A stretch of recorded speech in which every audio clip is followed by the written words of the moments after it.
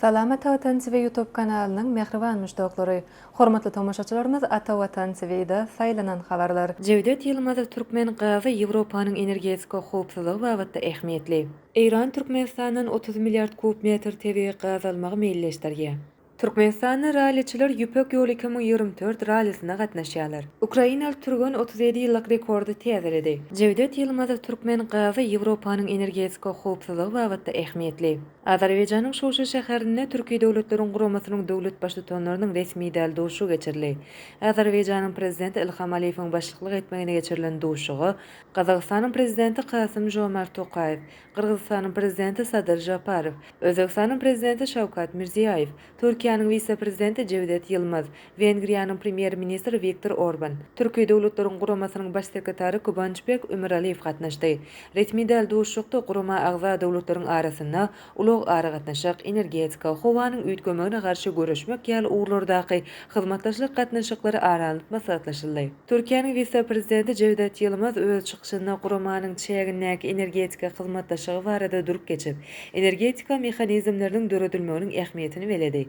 Ol Türkmenistanyň tebii gazynyň Türkiýe we Ýewropa iýerilmegini hem Türkiýanyň hem-de Ýewropanyň energetika howpsuzlygy babatda uly goşun boljakdygyny beledi. Şunun bilen baglykda vice-prezident Cevdet Yılmaz Türkiýe döwletleriň guramasynyň çäklerini energetika mehanizmleriniň döredilmeginden hoşallyklaryny belläp, birlikdäki tasamalar durmuşa geçirmäge gollaw bermäge taýýardyklaryny aýtdy. Şeýle hem gaýtadan dikelýän energiýa çeşmeleri, energiýa toşyýtlygy, energiýa bazarynyň utgaşdyrylmagy ýaly ugrlarda gurama agza döwletler bilen tejribeleriň paýlaşylmagyna taýýardyklaryny belläp geçdi. Iran Türkmenistanyň 30 milliard kub metr tebii gaz almagy meýilleşdirýär. Goloýda Türkmenistanyň Iran Islam Respublikasynyň arasynda gaz podogyny möhüm ulalaşyklary gol çekildi. Şoňa laýyklykda Türkmenistanyň Iranyň üstü bilen Irak Respublikasyna 10 milliard kub metr tebii gazyny sywap görnüşine iýermek boýunça ulalaşyk gazanyldy. Şeýle hem Iranyň käbir welaýatlarynyň zerur bolan gaz zerurlyklary üçin Türkmen gazyny satyn almak gözüňde tutulýar. Bu barada Iranyň Türkmenistana ilçisi NCA neşrine beren beýanatynda habar berdi. Elçiniň bellemegine görä Iran Islam Respublikasy goloýda gol çekilen ulalaşyklara laýyklykda Türkmenistanyň ýylda 30 milliard kub metr tebii gaz satyn almagy gözüňde tutýar. Olamy ýurdun Gülistan we Demirgazyk Horasan welaýatlarynyň gaz zerurlyklaryny üçin eder. Munyň üçin körpeji, gurtguýy ugru boýunça täze gaz geçirjisi we gaz gysyjy beketler gurular. Onuň geçirjilik kuwatynyň 30 milliard kub metr deň bolmagyna garaşylýar. Truba geçirjisiniň uzunlygy bolsa 125 kilometr deň bolup, 3 tane gaz gysyjy deska gurular. Şol gaz geçirji boýunça Irana Türkmen gazy çaloýuk gaz ölçeýiji beketinden iýerler. Bu görnüşde Türkmen gazy Türkmenistanyň günnäger ýataklarynyň gelip gowşar. Türkmenistanyň günnäger günwatar gaz geçirjisi bilen tebii gaz körpeji, gurtguýy gaz geçirjisi berler. Şol ýerdenim Irana iýerler. Türkmenistanyň rallyçylar Ýüpek ýoly 2024 rallysyna gatnaşýarlar. Türkmenistany toparlar Russiýanyň Tomsk şäherine badalga alan Ýüpek ýoly halkara rally ýarşynyň 14-nji goý bölüşine gatnaşýarlar. Üstümizdäki ýylda Türkmenistanyň başlangyjy bilen 2009-njy ýylda başlan Ýüpek ýoly rallysy tasamasyna 15 ýyl boldy. Üstümizdäki ýylda bu halkara ýarşy 13 döwletden 200 goly türgün gatnaşýar. Ýüpek ýoly halkara rally ýarşy Russiýa bilen Mongoliýanyň çäklerinden geçer. Ol 15-nji iýulda Mongoliýanyň paýtagty Ulan-Batorda tamamlanar. Rallyniň umumy uzunlygy 5243 kilometr deňdir.